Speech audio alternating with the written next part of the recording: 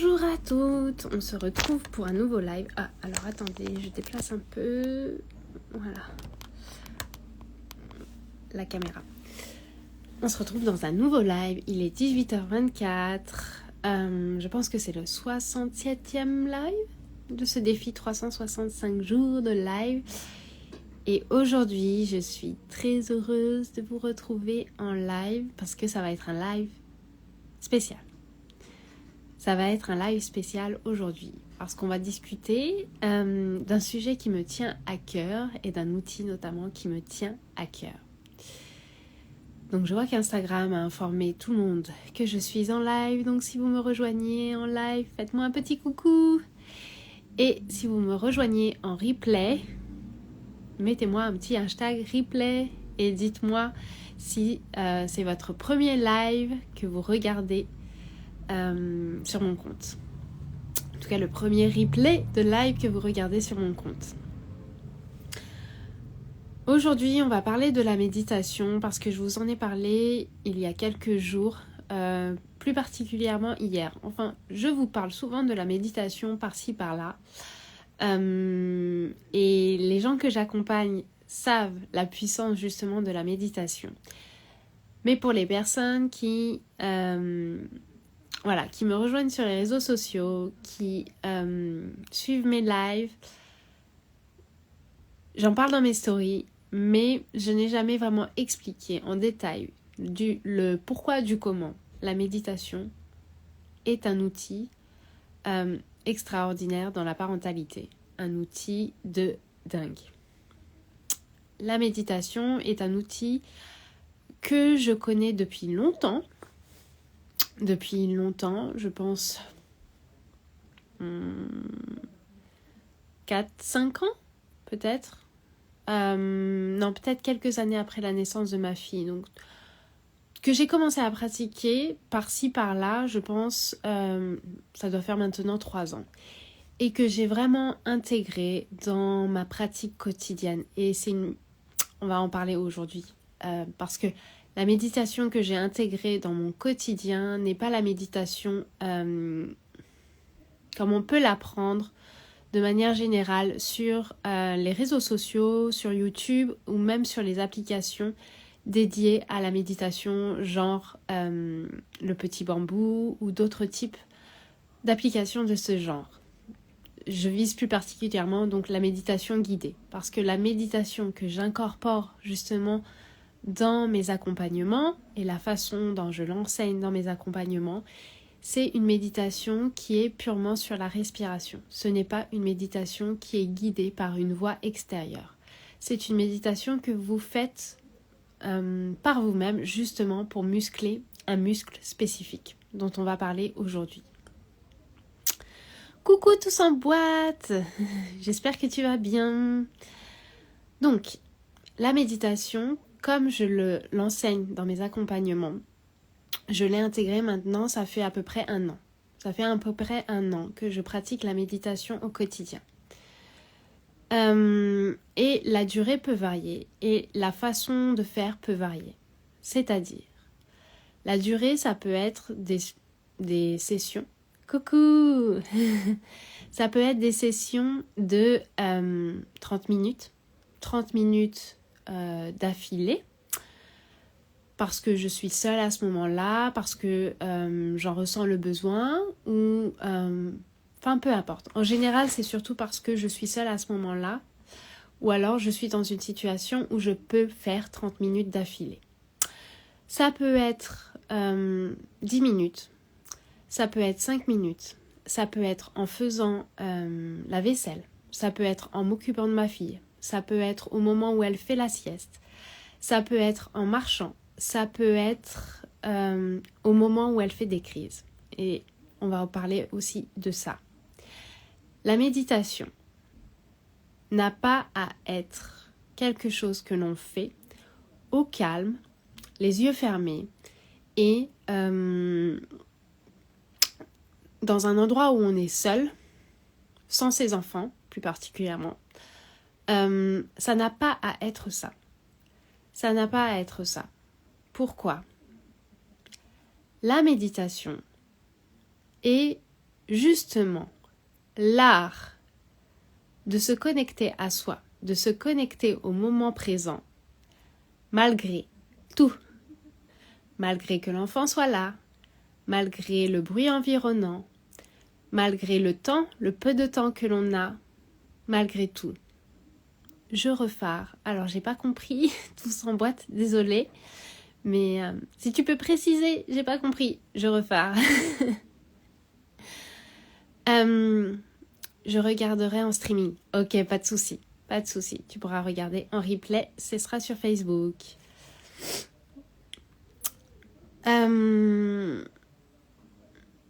Donc, la méditation, c'est justement cet art de revenir à l'instant présent et notamment de revenir à la réalité, de revenir à l'impermanence de la vie, de revenir à ce qui est là, présent et tout de suite, de revenir à vous. Et ça, on le fait à travers la respiration. On revient à soi en se calibrant, en mettant notre focus, notre concentration sur notre respiration et notamment sur le flot de la respiration. L'air qui rentre et l'air qui sort de notre corps à différents endroits selon le degré de subtilité que l'on peut gérer. Ça peut être au niveau du ventre parce que c'est une grande partie de notre corps. Je parle en surface et que les mouvements sont assez importants. Donc au début, ça sera peut-être au niveau justement de l'estomac. Ça peut être au niveau de la poitrine en plaçant sa main sur sa poitrine pour sentir justement les mouvements de la poitrine. Et de manière plus subtile, ça se fait aussi au niveau de l'air qui rentre et qui sort justement au niveau des narines. C'est pour moi le plus subtil et justement le plus intéressant. Mais ça demande déjà d'avoir pratiqué quelques semaines de méditation. À partir de quelques semaines de pratique, on peut passer à ça. Je trouve difficile de débuter directement en plaçant son attention sur les narines et notamment l'air qui rentre et qui sort au niveau des narines. Moi, quand j'ai commencé, je trouvais ça trop subtil, trop difficile de le faire. Donc j'ai démarré autrement. J'ai démarré avec la poitrine et j'ai démarré avec le ventre. Mais très rapidement, on peut passer du coup à la narine, aux narines. La méditation, c'est ça. Je vous dis, c'est justement revenir au moment présent. C'est justement revenir à l'impermanence des choses.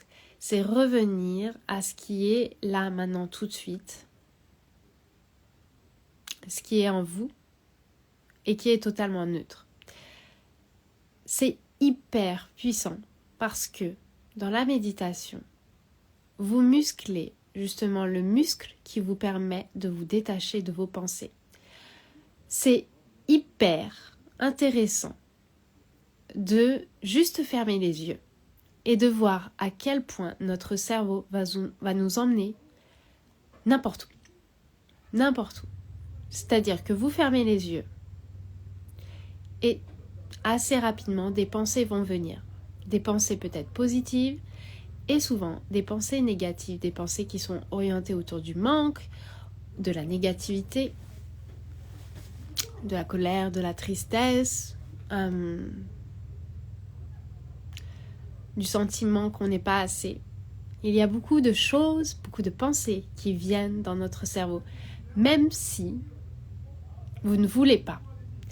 C'est là, en fait, quand on ferme les yeux, que l'on se rend compte que l'on ne maîtrise pas son cerveau. Que notre cerveau, que je ne sais pas comment ça fonctionne, mais quelque chose nous envoie énormément de pensées à la minute. Quand on ferme les yeux. Même si on décide de ne pas penser, même si on décide de ne pas avoir des pensées, même si on décide de faire le vide, on va avoir des pensées qui arrivent. Et très souvent d'ailleurs, dans les méditations que l'on peut retrouver sur plein d'applications, la méditation qui est enseignée, c'est justement une méditation pour faire le vide. La méditation, comme je l'enseigne, et comme beaucoup, je pense, d'autres personnes aussi l'enseignent, enfin, je ne sais pas si beaucoup d'autres personnes l'enseignent comme ça, mais en tout cas, c'est la méditation appelée méditation vipassana. Le but justement de cette méditation, c'est pas de faire le vide, c'est de pratiquer justement le fait de ne pas suivre ses pensées, de ne pas s'attacher à ses pensées. C'est-à-dire qu'à partir du moment où vous fermez les yeux et que vous vous sentez que vous partez dans une pensée, c'est de prendre conscience, sans jugement, sans critique, sans se blâmer, que là, on est en train de partir, on est en train de suivre une pensée. On est parti avec la pensée. On est parti avec. Et le but, du coup, c'est de revenir à sa respiration. C'est de dire, non, ok, là, je suis partie dans ma pensée, je suis partie sur ma pensée, je reviens à ma respiration. Je remets le focus sur ma respiration. Je remets de la concentration, focus, sur ma respiration. C'est hyper important. Parce que c'est justement le but d'une séance de méditation. Très souvent, on a l'impression que c'est n'importe quoi, que c'est une séance foirée, si on n'a pas fait le vide, et si on est constamment en train de faire le ping-pong entre partir dans nos pensées et revenir à notre respiration, partir dans nos pensées et revenir à notre respiration. Mais en fait, c'est tout le but. C'est tout le but de pratiquer ce muscle qui est « Oh, je me vois partir dans mes pensées. Je me vois suivre des choses qui ne me correspondent pas. Je me vois partir alors que je ne souhaite pas partir. Et donc, je prends conscience de ça. Et je reviens à ma respiration. » C'est important. Pourquoi ? Parce que c'est la même logique. C'est la même chose qui va se passer dans votre parentalité. Et notamment dans les moments difficiles avec vos enfants, où vous allez sentir que vous êtes en train de partir dans vos réactions, que vous êtes en train de partir dans vos pensées, dans vos réactions, dans vos mécanismes. Et là, vous allez prendre conscience des choses. Là, vous sentez que vous partez, vous prenez conscience que je suis en train de partir, et vous dites ok, non, c'est pas ce que je veux, c'est pas ce que je souhaite. Oui, on vit l'émotion. Ça, je tiens à insister, c'est important de vivre l'émotion. On n'est pas là pour mettre les émotions au fin fond de soi. Ça ne marcherait pas de toute façon. Les émotions ressortent de toute façon.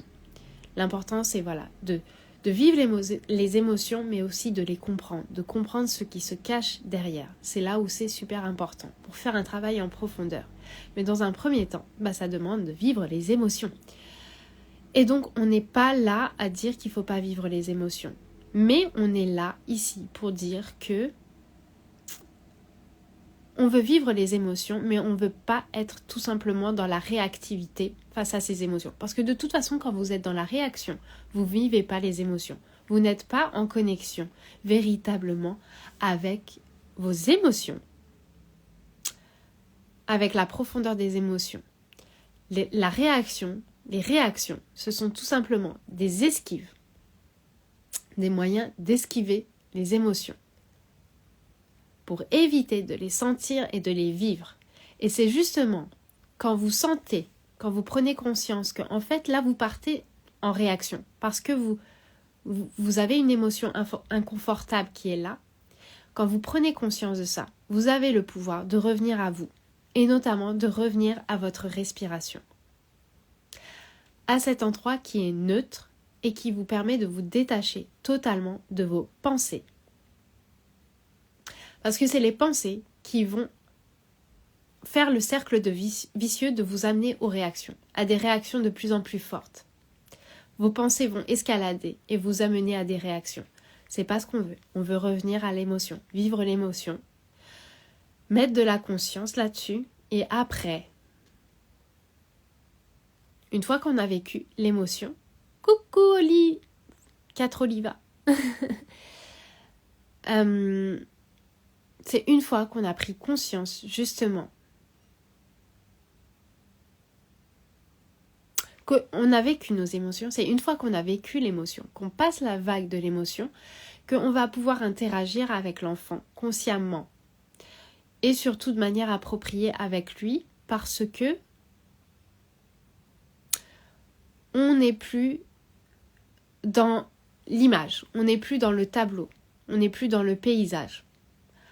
Quand vous êtes dans l'émotion, quand vous vivez votre émotion, vous êtes en train de vivre votre émotion. Et du coup, être en interaction à ce moment-là avec votre enfant est compliqué et ça va souvent se solder par être tout simplement dans la réaction, dans la réactivité. On peut être dans l'émotion, vivre l'émotion et accueillir aussi ceux de son enfant, répondre aux besoins de son enfant. C'est possible aussi, mais c'est un autre niveau encore. Ça demande déjà d'avoir pratiqué le fait de vivre les émotions. C'est pour moi très compliqué. Si on n'a pas l'habitude de vivre les émotions et qu'on part principalement en général en réactivité, d'arriver tout de suite à faire les deux. C'est très compliqué. D'abord, on s'entraîne à vivre les émotions et ensuite à gérer les choses avec son enfant. Et ensuite, on arrive à faire les deux en même temps. La méditation est hyper importante pour ça. C'est comme ça. Comme ça. Et j'insiste réellement, c'est comme ça que vous allez pouvoir vous détacher, sortir des mécanismes, des réactions que aujourd'hui vous ne voulez pas. Et notamment, tous les mécanismes qui sont flagués négatifs par la parentalité bienveillante, à juste titre, on est d'accord, violence physique, violence verbale, manipulation, chantage. Mais il y a autre chose, il y a des choses au-delà de ça. Au-delà de ça, il y a tout simplement votre posture, tout simplement votre langage, tout simplement l'énergie avec laquelle vous interagissez avec votre enfant. Et aussi les actions, d'où elles partent. Ce qui est flagué aujourd'hui comme violence éducative ordinaire n'est qu'un symptôme, un des symptômes du fait que l'on ne vit pas en connexion avec soi, que l'on ne vit pas les émotions et que l'on agit à partir de ce qu'on a appris, à partir du mental. Que l'on agit à partir du mental, à partir de nos pensées, à partir de nos croyances, à partir à partir d'une image qu'on n'est pas assez ou qu'on ne fait pas assez. À la base des bases, c'est ça. À la base des bases, c'est ça. Et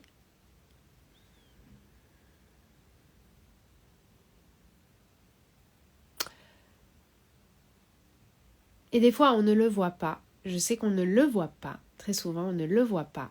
Mais à la base des bases, c'est ça. Je peux vous garantir que dans la plupart des cas, du temps, la plupart du temps, c'est ça. C'est ça.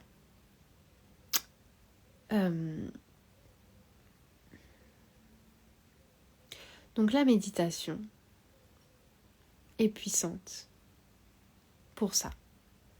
Parce que vous apprenez justement à mettre de la conscience sur ce que vous ne voulez plus dans votre vie. Vous apprenez à mettre de la conscience sur vos réactions, sur vos pensées, et sur toutes ces pensées et ces croyances qui aujourd'hui vous desservent dans votre vie et dans votre parentalité, dans ce que vous voulez mettre en place avec votre enfant. Mais ça vous dessert aussi dans votre vie en général. Tout est relié. Tout est extrêmement relié. Si ça dessert votre enfant, c'est qu'en général, ça vous dessert aussi. Parce qu'à partir du moment où ça part pas du cœur, ça ne connecte pas avec le cœur de votre enfant. Et à partir du moment où ça ne part pas du cœur, c'est que vous n'êtes pas encore dans votre authenticité pleinement. Et c'est ok, c'est ok.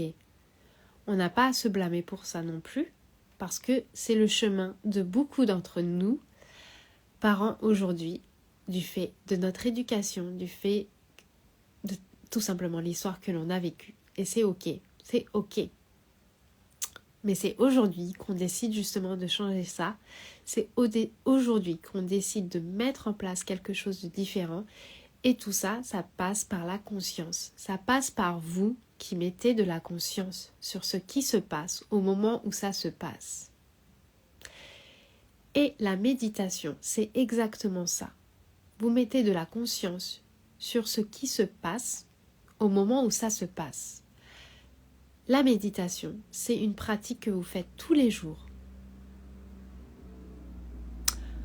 En revenant à votre respiration, dès que vous sentez que vous partez justement dans vos pensées, vous revenez à votre respiration.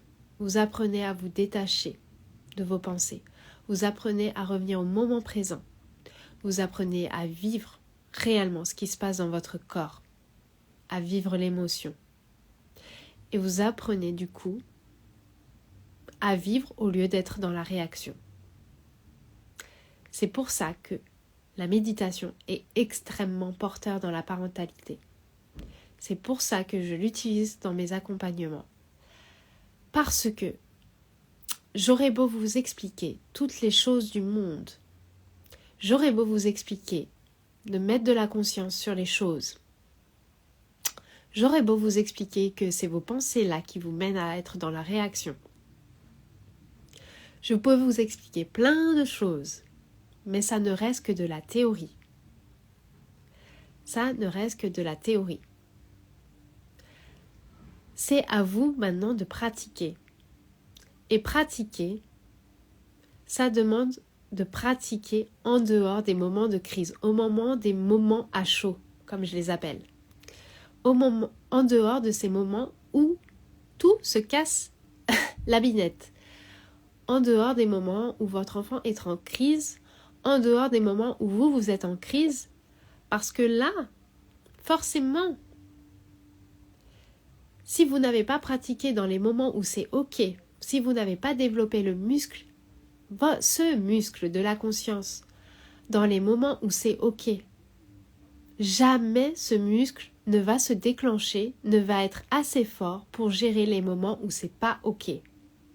Jamais. C'est impossible. Vous ne pouvez pas demander à un muscle d'être plus fort que ce qu'il n'est. Votre muscle, il est aussi fort que le temps et l'énergie que vous mettez à le muscler. Et c'est pour ça que quand j'ai démarré ce live, je vous ai dit, ça n'a pas à être fait quand vous êtes seul, ça n'a pas à être fait quand vous êtes au calme, ça n'a pas à être fait quand vous avez un moment pour vous. Non, ça peut être fait à n'importe quel moment. Ça peut être fait au moment où vous décidez. Ok ? Ça peut être fait quand vous cuisinez, quand vous faites la vaisselle. La méditation, c'est pas forcément les yeux fermés. En tout cas, comme moi je l'enseigne, c'est pas que... Et comme moi, on me l'a enseigné, c'est pas... Ça n'a pas à être les yeux fermés. Ça peut être à n'importe quel moment. Ça peut être 5 minutes, 10 minutes, 15 minutes, 30 minutes, 1 heure, 15 jours.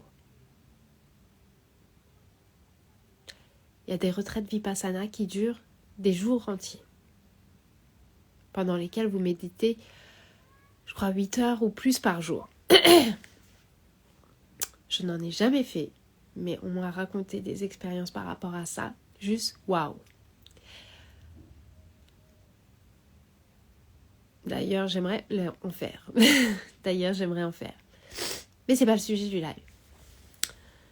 Le sujet de ce live, c'est pour vous dire concrètement que ce muscle, il se muscle. Que cette capacité, cette compétence, elle se crée. Et elle se crée par vous. Elle se crée par l'énergie que vous mettez là-dedans. Pardon. Jamais vous n'arriverez à développer autant de conscience si vous ne le faites pas déjà à froid. Ensuite, plus vous le faites à froid, plus ça va devenir un automatisme. Plus ce muscle va être fort, plus ce muscle, vous allez le maîtriser. Plus ce muscle va tout simplement se manifester durant les moments plus à chaud. Et de plus en plus à chaud. Mais ça veut dire qu'il faut quand même continuer de le faire à froid. Au jour d'aujourd'hui, je continue tous les jours à méditer. Je vois tellement la différence avec les périodes où j'ai laissé tomber parce que je me disais « ouais, c'est bon ». Maintenant, je maîtrise. Ça me rattrape toujours. Pour vous dire, ça me rattrape toujours. Je note la différence. Je note clairement la différence. Parce qu'en plus, et ça je pense qu'on en parlera dans le live demain, je pense qu'on va en parler dans le live demain. La méditation au jour le jour, ça vous permet de faire un reset au quotidien. Au quotidien. Mais ça on va en parler demain, parce que sinon ça va être trop long. Ce live va être trop long, et j'ai pas envie de faire un live trop long aujourd'hui. Donc, je vous invite fortement à intégrer cette pratique dans votre vie parce que ça change les choses. Ça change totalement les choses. Et d'ailleurs, ça va être une grande partie. Coucou Firda aussi. J'ai presque fini mon live. Ça va être une grande partie, la méditation, justement, de l'accompagnement Renaissance, du programme Renaissance, qui va être un mix de programmes en ligne et d'accompagnement à différents degrés. Donc ça va être juste dingue. Juste dingue, j'ai tellement hâte de vous partager ça, de vous présenter ça très bientôt. La méditation va faire partie intégrante de ce module, d'un module et de ce programme. Parce que, je vous dis, il y a une autre dimension qui se joue quand vous êtes dans la pratique. C'est pas possible d'évoluer, de grandir, de te changer véritablement. Tous ces mécanismes qui ne nous servent plus, qu'on ne souhaite pas avoir dans notre vie, à juste titre, si on n'est pas dans la pratique. La théorie, à un certain degré d'aide, mais pas le même que la pratique. Ça n'a rien à voir. Ça n'a rien à voir. Vous pouvez lire 10 000 livres pour devenir un chef de cuisine étoilé. Rien ne changera la pratique. Rien. Et c'est la même chose aujourd'hui dans la parentalité. Rien ne changera la pratique. Que vous ayez un enfant, 2 enfants, 3 enfants, rien ne changera la pratique. Voilà, c'est ce que je voulais vous partager aujourd'hui dans ce live. Je continue demain sur le thème de la méditation, sur ce sujet de la méditation. On parlera justement de ce reset, si j'ai pas d'autres sujets urgents qui se glissent entre-temps, mais je pense qu'on parlera de ça. Donc je vous dis à demain pour ce live et je vous souhaite une bonne soirée du coup. Ciao!